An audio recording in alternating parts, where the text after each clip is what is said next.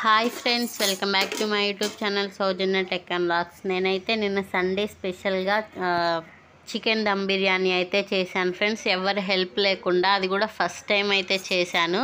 పర్లేదు, బాగానే వచ్చింది ఫ్రెండ్స్, బాగానే ఉంది. ఒకసారి ఎప్పుడైనా మీరు కూడా ట్రై చేసి చూడండి ఫ్రెండ్స్, బాగుంటుంది.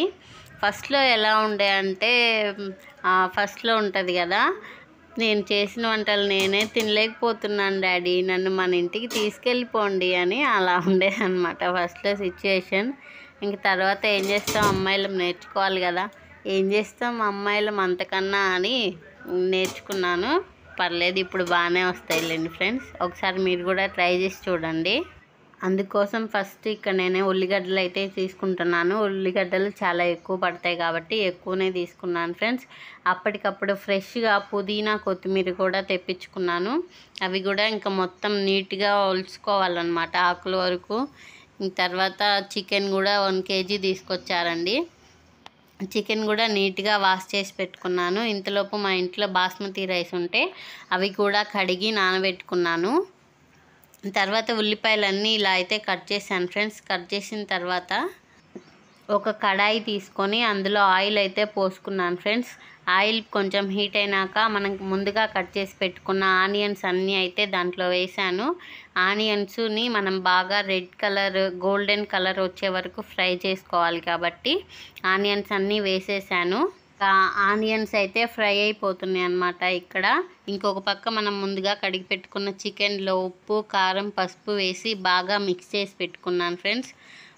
ఇక్కడ కలుపుకుంటున్నాను బాగా. తర్వాత చెక్క వేసాను, లవంగాలు కూడా వేసాను.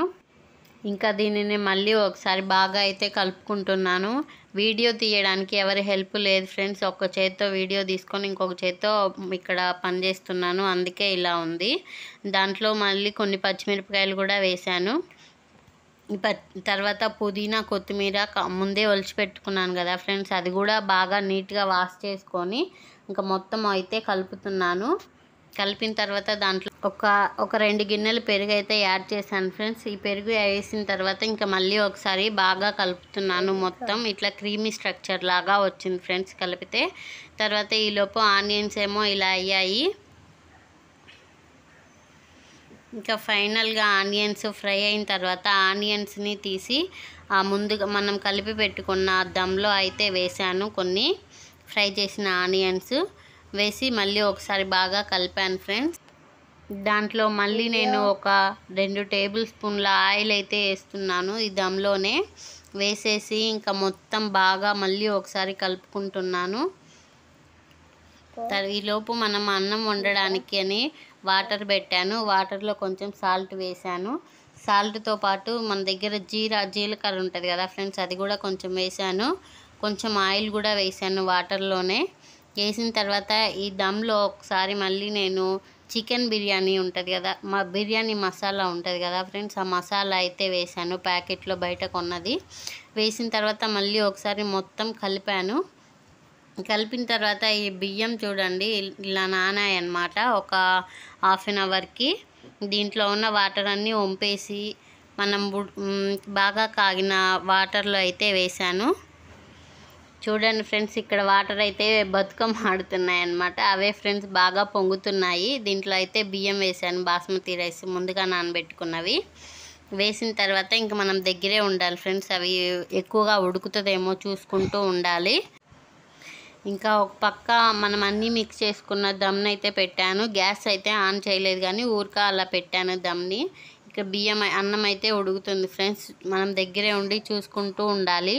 అన్నంని ఒక 70% మాత్రమే ఉడకనివ్వాలి కాబట్టి మనం దగ్గరే ఉండి ఎప్పటికప్పుడు చెక్ చేసుకుంటూ ఉండాలన్నమాట. అన్నం అయితే ఇక్కడ ఒక 50% అయితే ఉడికింది. ఉడికిన తర్వాత దాన్ని నేను ఇక్కడ లేయర్ లాగా అయితే వేస్తున్నాను అన్నంని. చూడండి ఫ్రెండ్స్, ఇట్లా లేయర్ లాగా అయితే వేసుకోండి. ఇంకా మొత్తం అన్నాన్ని లేయర్ లాగా స్ప్రెడ్ చేసిన తర్వాత దాంట్లో మనం ముందుగా ఫ్రై చేసి పెట్టుకున్న ఆనియన్స్ అయితే వేస్తున్నాను. తర్వాత మనం కొత్తిమీర పుదీనా ఉన్నాయి కదా, అవి కూడా బాగా నీట్గా వాష్ చేసి పెట్టుకున్నాను. అవి కూడా ఒక లేయర్ లాగా వేసాను. వేసిన తర్వాత మళ్ళీ ఒక లేయర్ అన్నం అయితే వేసాను ఫ్రెండ్స్, అదే మనం ఉడికించుకుంటున్న అన్నం. అన్నంని కూడా మళ్ళీ ఒక లేయర్ లాగా అయితే వేసుకున్నాను. ఇంకా ఉన్న మొత్తం అన్నంని అయితే వేసుకున్నాను ఫ్రెండ్స్. నేను ఎక్కువ వండలేదు, ఒక 1/2 kg వండాను అన్నం. ఇంకా 2 లేయర్స్కి సరిపోయిద్ది కదా అని చెప్పి ఇంకో లేయర్ లాగా అయితే మొత్తం వేసేసాను. వేసేసిన తర్వాత మళ్ళీ దీంట్లో కూడా ముందుగా ఫ్రై చేసి పెట్టుకున్న ఆనియన్స్ వేసాను పైన. తర్వాత తెలిసిందే కదా ఫ్రెండ్స్, ఇంకా కొత్తిమీర పుదీనా కూడా వేసుకున్నాను. వీటిని కూడా ఒక లేయర్ లాగా స్ప్రెడ్ చేశాను. మొత్తం స్ప్రెడ్ చేసిన తర్వాత ఇంకా ఒక పెద్ద మూత చూసైతే దీని మీద పెట్టేశాను. ఇంకా బరువు ఏం పెట్టాలో నాకైతే అర్థం కాలేదు ఫ్రెండ్స్. అదైతే పెట్టాను, రోటీ చేసుకునే రోటీ మేకరు. అది పెట్టిన తర్వాత ఒక 10 మినిట్స్ అయితే హైలో ఉంచాను మంట. తర్వాత ఇంకొక 10 మినిట్స్ సిమ్లో ఉంచాను. తర్వాత ఇంకొక 10 మినిట్స్ అయితే బాగా మనం అన్నం మగ్గేటప్పుడు ఉంచుకుంటాం కదా ఫ్రెండ్స్, అంత చిన్నగా అయితే ఉంచాను. ఇంకా 30 మినిట్స్లో అయితే మనకి బిర్యానీ రెడీ అయిపోయిద్ది అనమాట. ఫైనల్గా 30 మినిట్స్ తర్వాత బిర్యానీ అయితే ఇలా వచ్చింది ఫ్రెండ్స్. నేను ఒక్క హ్యాండ్తో వీడియో తీసుకుంటూ ఇంకొక హ్యాండ్తో పని చేస్తున్నాను ఫ్రెండ్స్, అందుకే వీడియో ఇలా ఉంది. అయినా క్లారిటీగానే ఉంది అనుకుంటున్నాను. మీకు కనుక నచ్చితే ఒక లైక్ చేసి సబ్స్క్రైబ్ చేయండి ఫ్రెండ్స్. మీరు చేసే లైక్ నాకు చాలా ఇంపార్టెంట్ అనమాట. నా వీడియో నచ్చితే మాత్రం ఒక లైక్ చేసి సబ్స్క్రైబ్ చేయడం మాత్రం మర్చిపోవద్దు. Okay bye friends. చూడండి వేడి వేడిగా మీరు కూడా తినేసేయండి ఫ్రెండ్స్. Okay bye friends.